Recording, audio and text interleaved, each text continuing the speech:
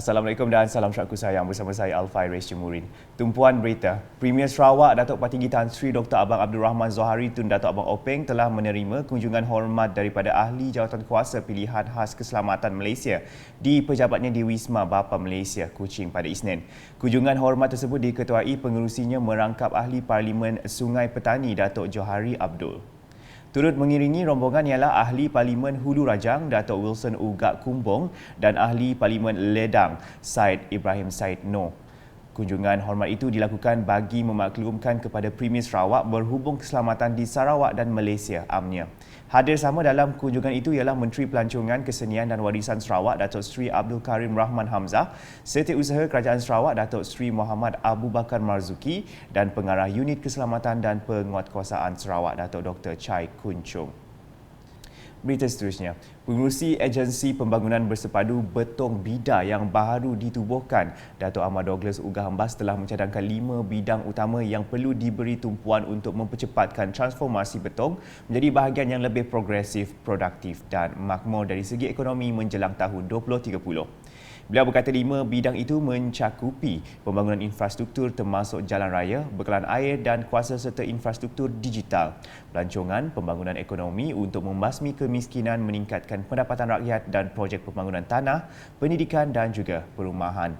Timbalan Premier Sarawak berkata demikian dalam teks ucapan dibaca Residen Betong Richard Michael Abu Nawas ketika melancarkan Makmal Strategi Pembangunan Bida 2030 di Kuching pada Isnin. Dalam pada itu, Datuk Ahmad Douglas juga menyifatkan penganjuran makmal itu sangat bertepatan kepada Bida untuk mendapatkan maklum balas daripada semua mengenai projek yang akan dicadangkan kepada kerajaan. Beliau turut mengucapkan terima kasih kepada Premier Sarawak Datuk Partinggi Tan Sri Dr. Abang Abdul Rahman Zohari Tun Datuk Abang Openg kerana menubuhkan agensi itu dan memperuntuk bajet sebanyak 1.5 bilion ringgit. Seramai 180 penjawat awam dan ketua masyarakat dari Betong menghadiri makmal selama 3 hari itu. Hadir sama semasa majlis perasmian ialah bekas timbalan Ketua Menteri Datuk Partinggi Tan Sri Alfred Jabu, Ahli Parlimen Betong Datuk Robert Lawson Chuat dan Ahli Parlimen Batang Lupar Datuk Sri Rohani Karim.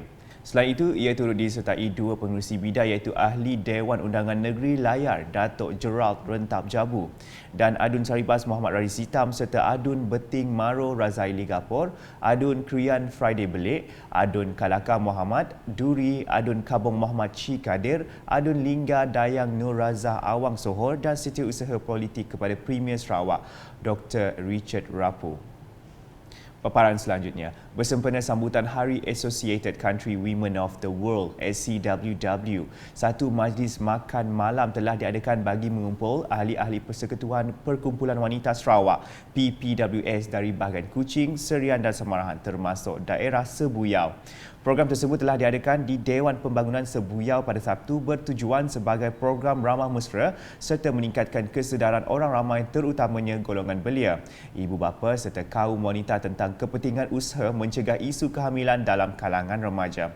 Menteri Utiliti dan Telekomunikasi Sarawak, Dato' Julahi Narawi ketika merasmikan majlis makan malam tersebut memberitahu program seumpamanya penting sebagai salah satu usaha melibatkan kerjasama semua komuniti setempat termasuk kaum wanita.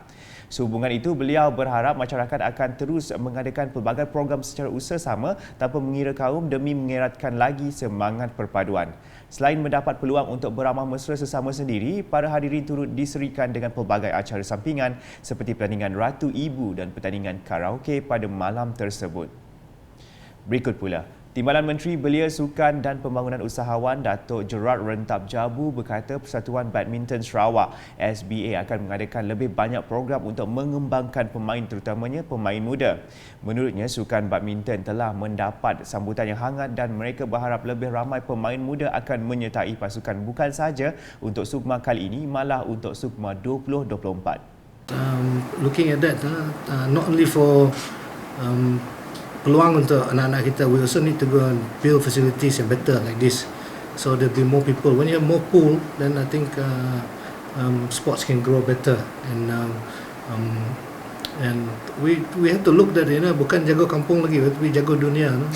Set with our Sports Sarawak punya motto to have Olympians by 2030 and all that, untuk melahirkan lebih banyak lagi atlet-atlet muda kita, atlet kita untuk mengharungi persada dunia. Tambah beliau lagi, moto Sarawak ialah untuk mempunyai atlet di Olimpik menjelang 2030 dan melahirkan lebih ramai lagi atlet yang boleh mengharungi sukan persada dunia. Beliau juga berharap atlet-atlet yang akan bertanding pada SUKMA 2022 akan mengharumkan nama Sarawak. Berita di bawah, jadikan institusi keluarga sebagai titik permulaan untuk memperkukuhkan semangat perpaduan. Timbalan Setiausaha Kerajaan Sarawak Pentadbiran Datuk Ik Pahon Joik berkata ia merupakan asas kepada pembentukan nilai murni dan akhlak dalam jiwa masyarakat. Kerana institusi keluarga ini merupakan institusi asas untuk mewujudkan nilai-nilai perpaduan, kesepahaman, kerjasama dan nilai-nilai hormat menghormati antara satu sama lain. Beliau menjelaskan demikian semasa berucap pada Majlis Perasmian Penutupan Program Randau Solidariti Komuniti RSK kawasan Rukun Tetangga KRT Kampung Stas, Kampung St. Mark Stas dan Kampung Kerawang Stas di Dewan Serbaguna Kampung Stas di Bau pada Sabtu.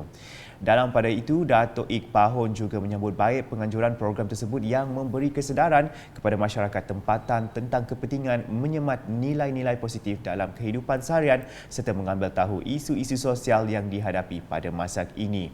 Program RSK yang dianjurkan bersama Jabatan Perpaduan Negara dan Integrasi Nasional JPNIN dan Majlis Pembangunan Sosial MPS itu berlangsung selama sehari dan turut melibatkan kerjasama pelbagai agensi kerajaan negeri dan juga persekutuan. Berita diteruskan mengenai inisiatif Pertubuhan Keselamatan Sosial Perkeso untuk memperluaskan skim keselamatan sosial pekerjaan sendiri SKSPS dijangka akan terus memanfaatkan lebih ramai orang bekerja sendiri OBS. Ahli Parlimen Serian Datuk Seri Richard Riyod Jaim memberitahu Perkeso telah memperluaskan skop manfaat skim tersebut pada tahun ini untuk turut melibatkan beberapa kategori pekerja sendiri termasuk petani, nelayan, penjaja, artis, ejen pelancongan dan petugas pemulihan dalam komuniti. Katanya di bawah Pelan Caruman 2 SPS Padanan Caruman, kerajaan telah menyediakan bantuan padanan caruman sebanyak 80% atau RM232.80 dan OBS pula hanya perlu membayar baki 20% atau RM46.60 untuk melayakkan mereka bagi mendapat segala manfaat yang disediakan di bawah program ini. Jelasnya lagi, inisiatif ini dijangka akan memanfaatkan lebih 810,000 pekerja sendiri. Beliau berkata demikian pada majlis penutupan program libat urus mengenai inisiatif-inisiatif baharu Perkeso tahun 2022 bersama Persekutuan Perkumpulan Wanita Sarawak PPWS daerah Serian di Liot Cottage di Bung Pichin di Serian pada Sabtu. Justru, Duta Perdana Menteri ke Jepun, Republik Korea dan Taiwan itu menyeru setiap individu yang bekerja sendiri untuk mencarum dengan Perkeso demi melindungi diri dan juga anggota keluarga sekiranya berlaku perkara yang tidak diingini. Datuk Seri Richard turut menyeru Perkeso agar turut mengadakan libat urus khas bersama Ketua Masyarakat dan Ketua Kaum KMKK agar maklumat berkaitan setiap faedah turut dapat disampaikan ke peringkat kampung. Laporan berikutnya, Rumpun Silat Sarawak RSS Cawangan Mukah diseru agar melahirkan lebih ramai pesilat yang mampu mengharumkan nama Sarawak baik di pentas kebangsaan maupun antarabangsa.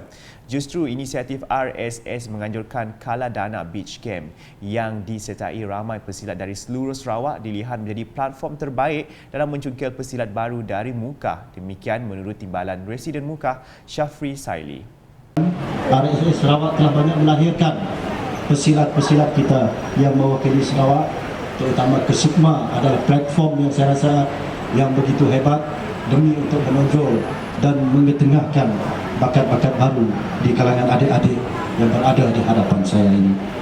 Jadi saya berharap RSS wilayah Mukah akan meneruskan langkah yang positif ini, akan dapat mengorak langkah yang lebih proaktif agar nama Mukah sekali lagi berada di atas carta kita di Sarawak, satu wilayah yang melahirkan pesilat-pesilat yang hebat. Beliau berucap demikian semasa merasmikan Kala Dana Beach Games, anjuran RSS di tapak kaul Kala Dana Mukah pada Sabtu. Sementara itu, Timbalan Presiden RSS merangkap pengurusi kejohanan Kala Dana Mukah Beach Games, Datuk Muhammad Yusnar Matali ketika ditemui berkata RSS Beach Game adalah julung kali diadakan di Mukah. Malah katanya pertandingan silat pantai juga julung kali diletakkan dalam kalendar aktiviti RSS. RSS Beach Game dah julung kali kita adakan di Mukah. dan ianya adalah merupakan teringan pesta pantai, silat pantai yang juga merupakan julung kali juga kita adakan, merupakan kalender dalam rumput Silat Sarawak. Kita pilih Mukah kerana satu kebudayaannya yang pelbagai dan sudah pastinya kita nak menghidupkan kembali kumpulan-kumpulan silat di bahagian Mukah ini khususnya, dan sukan rakyat juga kita tampilkan pada kali ini. Kejohanan tersebut dianjurkan dari 5 hingga 7 Ogos bertempat di Pantai Kaladana Mukah yang disertai 23 pasukan termasuk daripada Kalimantan Barat.